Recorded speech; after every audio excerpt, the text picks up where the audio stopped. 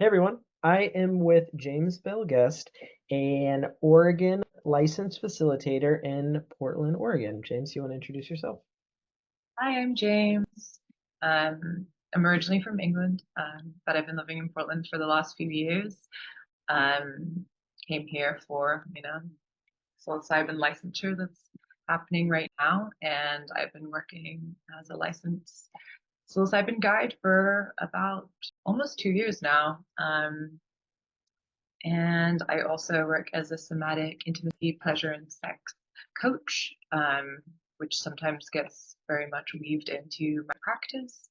Um, I like to work with the more taboo emotions, things like rage and shame, guilt, and eroticism, and provide really safe places to do those things. So yeah, that's what I'm passionate about. That's awesome. What got you into this work? Were you doing things similarly prior or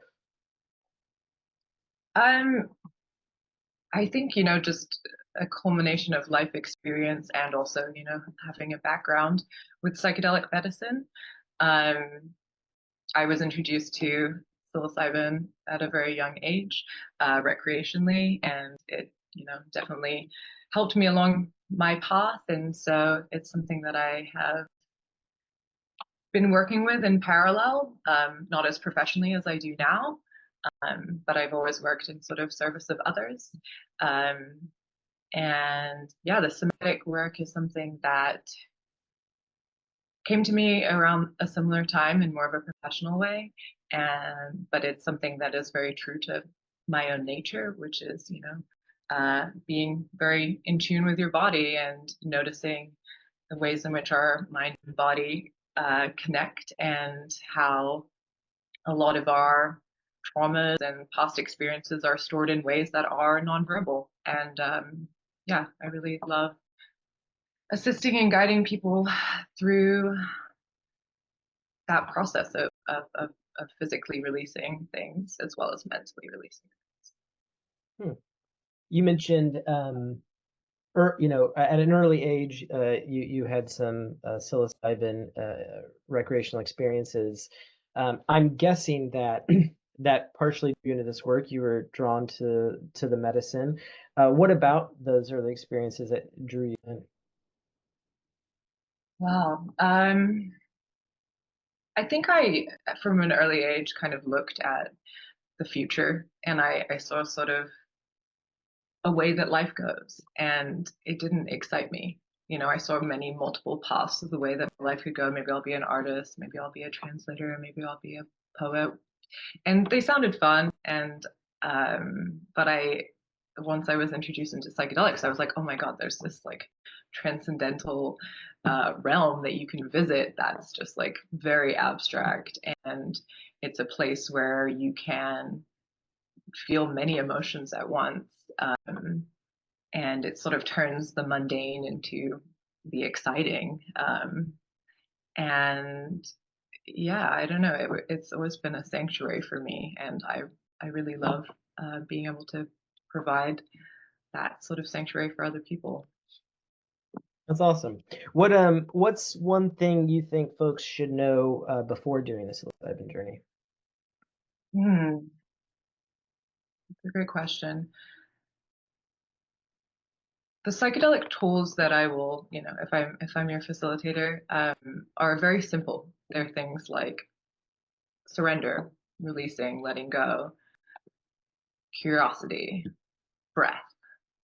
It's like the basics. And so almost just like doing less, like trying to do less, trying not to grab onto things, not trying to hold too many expectations in your mind. It's like a more of a dance, like a fluidity that you want to sort of get into, rather than trying to go into it with goals and uh, sort of like a rigidity. I think what I'm trying to say. So yeah, just really going back to the basics. Your breath will be there to guide you.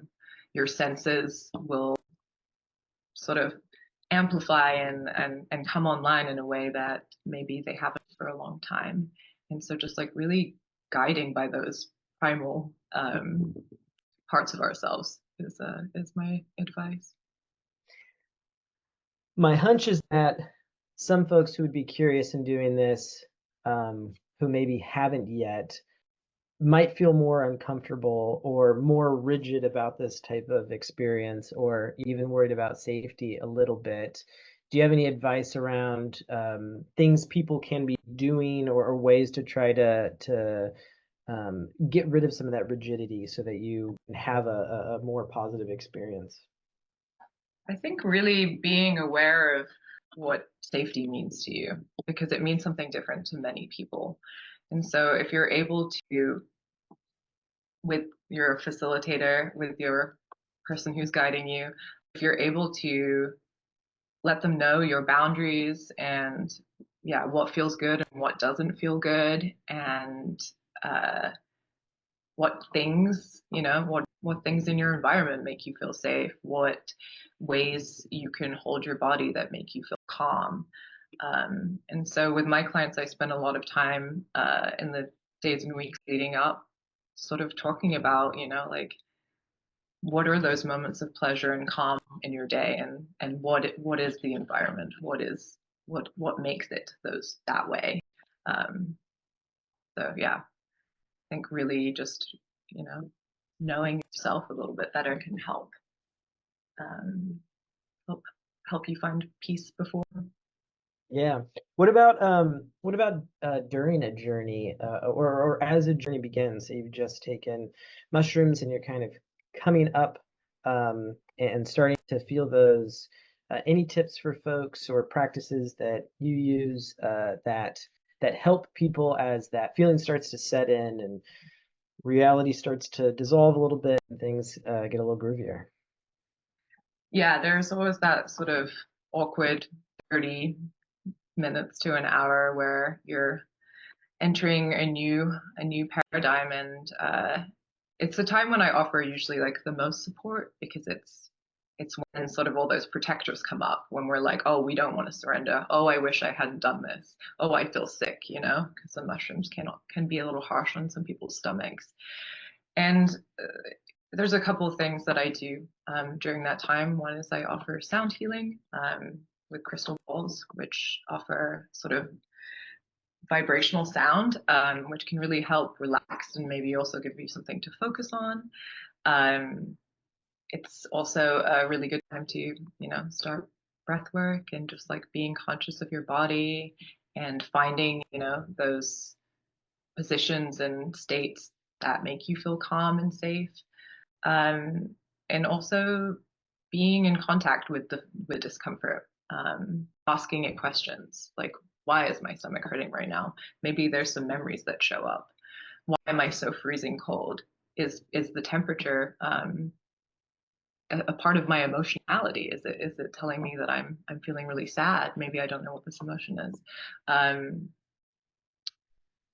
but yeah, it's a time where yeah, I offer a little bit more support, because it's once you sort of can let go and surrender after that like period of time, it all becomes easier, and so there's a lot of reassurance as well there that things will be better on the other side. And I think it's we live in a society where the word surrender can have kind of negative connotations, so it's a really difficult stance for a lot of people, and so that's yeah, it's a time when I offer them the support.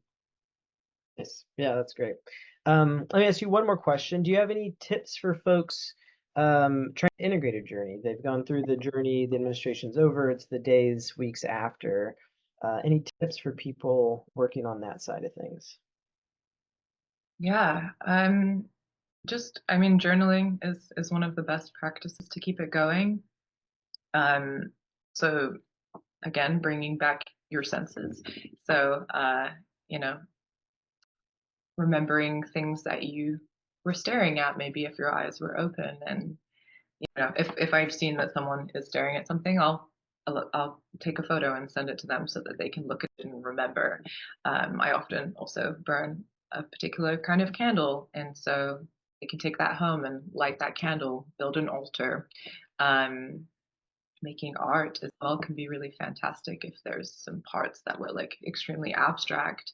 Making a collage or doing a painting or making a sculpture, you know, looking at that, holding that. Maybe there's some words as well. I often write down words if people are repeating them. Um, Maybe making a poem out of them. Or I had someone recently who made like a sort of word collage and put that on the wall so that there's all these like mantras. Um, yeah, finding ways to like continue the thread, like really hold on to the things that you learned and the things that really worked well, and also, you know, expanding on on these things. Okay, I learned this lesson. What's the next step in this lesson? Because, you know, the learning never ends. So um yeah, just trying to really interact with your journey as much as possible, and also give yourself space to just process it. You know, there's often a pretty big high afterwards. Not always, but just yeah, being able to sort of bask in that as well, and figure out why it feels so good, and ways in which you can make small adjustments to continue that. Cool.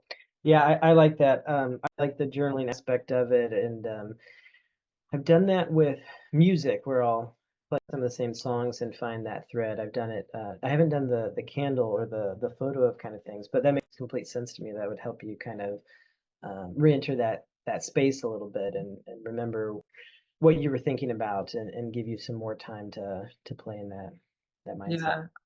I had a client once who spent a lot of their journey on their back with their like arms kind of like a little bug. And I was like, if you ever want to remember your journey, just like get into that position again. And maybe it'll start to rekindle. Oh yeah, that's amazing. Yeah. Cool. Well, James, thanks for taking the time and sharing a little bit about yourself with some of our folks. It's been a pleasure. Thank you so much.